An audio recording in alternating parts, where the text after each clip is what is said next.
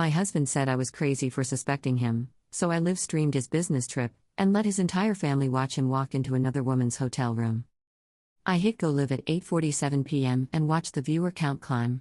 His mom. His sister. His boss from the accounting firm. My best friend Sarah. My neighbors.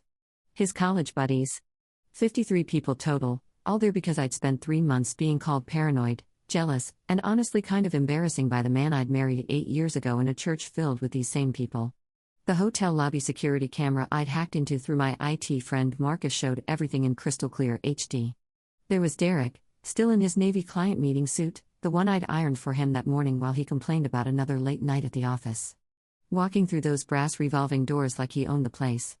Not the downtown Marriott where his company supposedly put up their regional managers. The boutique Belmont Hotel across town where room 412 had been registered to one Vanessa Chen for the past 4 months. The chat exploded immediately. His mother Patricia, what is this?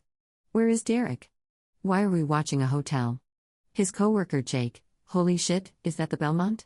That's like 2 blocks from our office. My sister Amy, turn this off right now. This is insane. But I couldn't stop. My hands were shaking as I watched the comments flood in, but I couldn't stop. For 3 months, Derek had systematically made me feel like I was losing my mind. The late meetings that mysteriously weren't on his shared work calendar when I checked. The new Tom Ford cologne that appeared in our bathroom without explanation. The way he'd started putting his phone face down during dinner and taking calls in the garage, speaking in hushed tones about quarterly projections at 9 p.m. on a Saturday. When I'd asked innocent questions like how was your day? He'd get that patient, condescending tone that made me feel 2 inches tall, babe, you're being crazy again. This jealousy thing is really unattractive. I married you, didn't I? Isn't that enough proof? So I'd done what any desperate wife would do? I'd hired private investigator Marcus Rodriguez with the $2,400 we'd saved for our anniversary trip to Italy. The same Italy trip Derek kept postponing because work was just too crazy right now, babe. Marcus had found out about the hotel. About Vanessa Chen, the 26-year-old marketing coordinator at Derek's firm who posted daily gym selfies and called herself a lifestyle entrepreneur on her Instagram bio. Her feed was full of expensive dinners at restaurants I recognized, jewelry that cost more than my monthly salary, and cryptic posts about knowing your worth and never settling. I'd gotten the security footage through Marcus's connections. Set up the live stream on Facebook. Personally invited everyone who'd ever commented couple goals on our photos or told me how lucky I was to have such a devoted husband. The elevator numbers climbed slowly on the grainy screen. Basement. Lobby. 2. 3. 4.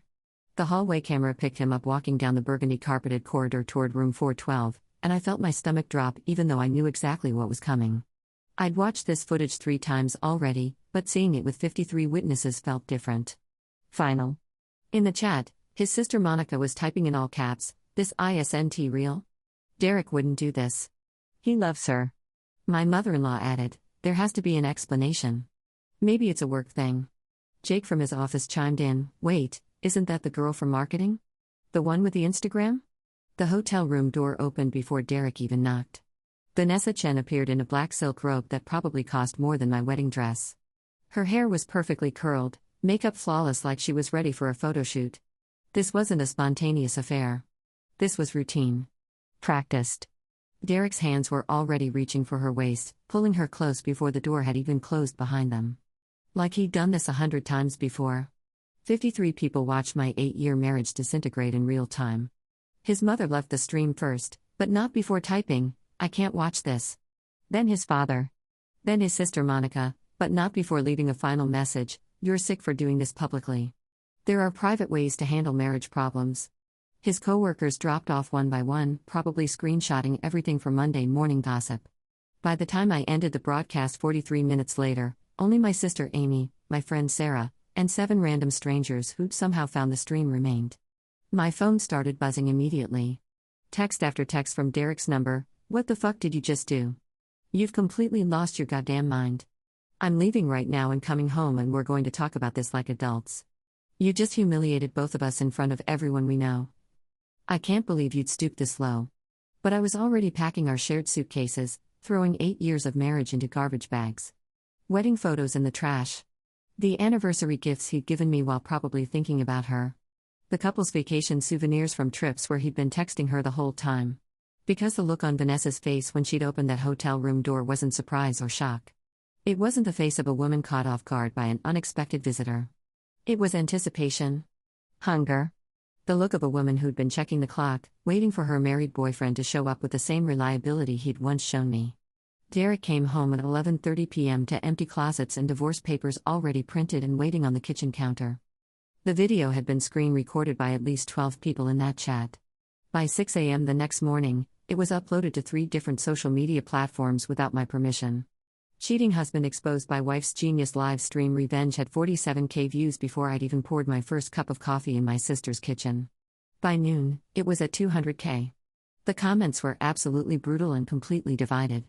Half the internet called Derek a lying piece of garbage who got exactly what he deserved. The other half called me a psychotic stalker who'd violated his privacy and destroyed his reputation for social media clout. Derek's entire family cut me off completely within 48 hours. 8 years of Sunday dinners at Patricia's house, birthday parties for his nephews, Christmas mornings opening presents under their tree, gone like I had never existed. His mother, who had called me her bonus daughter for nearly a decade, blocked me on Facebook, Instagram, and even LinkedIn. His sister Monica, who had been my maid of honor and called me her best friend, posted a long Instagram story about toxic people who destroy families for internet attention and the difference between private pain and public humiliation. My own friends were completely split down the middle. Sarah thought I was a genius who'd finally gotten justice. He made you feel crazy for months, she said over wine at her place. You had every right to expose him. But Lisa, my closest friend since college, thought I'd crossed a line that couldn't be uncrossed. You could have just confronted him privately, she said during our last lunch together. This whole public humiliation thing is kind of unhinged. It makes you look just as bad as him. Work became a nightmare within a week. I'm a high school English teacher, and by Tuesday morning, the video had somehow made its way to my principal's office. Parents were calling. The school board was concerned. Mrs. Henderson, my principal for 6 years, called me into her office with that careful, disappointed tone reserved for students caught cheating. While we understand this is a deeply personal matter, she said, the school board is concerned about the judgment you showed in handling this situation so publicly. We're placing you on administrative leave pending a full review of whether this behavior aligns with our community values. Derek's company fired Vanessa within a week, but kept him on full salary with a promotion 6 months later. Boys will be boys, his co-worker Jake had told my sister before he stopped returning any calls from our family entirely. Apparently, Derek was handling his personal crisis with dignity and professionalism, while I was now known as the unbalanced ex-wife who'd staged a premeditated digital ambush against her own husband. The divorce was finalized in exactly 6 months and 12 days. We didn't have kids, thank God, but Derek got to keep our house because my lawyer informed me that I had technically committed multiple crimes by accessing the hotel's security system without authorization. You're honestly lucky they're not pressing charges for cyberstalking and invasion of privacy, she told me. Take the settlement and disappear before this gets worse. Finding new work took 8 months of constant rejection. Every single job interview ended exactly the same way. They'd Google my name during the background check, find the video and the news articles, and suddenly have other qualified candidates to consider or budget constraints that mysteriously appeared after they'd already offered me the position.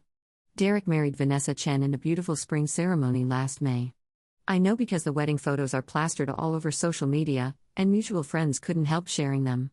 She's 4 months pregnant now with what used to be our dream of having children together. They look genuinely happy in every photo, smiling and laughing in ways that make me wonder if I was ever actually the right person for him at all, or if I was just the placeholder he settled for until someone better came along. I live alone now in a 1-bedroom studio apartment across town, order all my groceries online for delivery because running into anyone from my old life feels like walking barefoot through broken glass.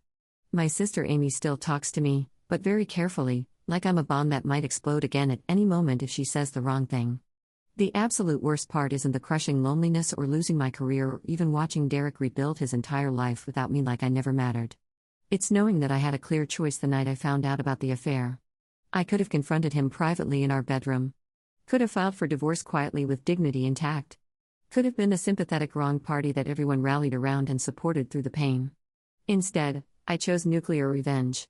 I chose to humiliate him in front of 53 people who mattered to both of us, and in doing so, I humiliated myself in front of millions of strangers who will never forget my face or my name.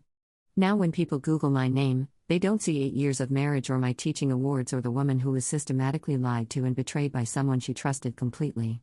They see the crazy wife who live streamed her husband's affair and called it justice while destroying her own life in the process. Turns out there's a massive difference between being right and being righteous. I learned that lesson too late to save anything that mattered.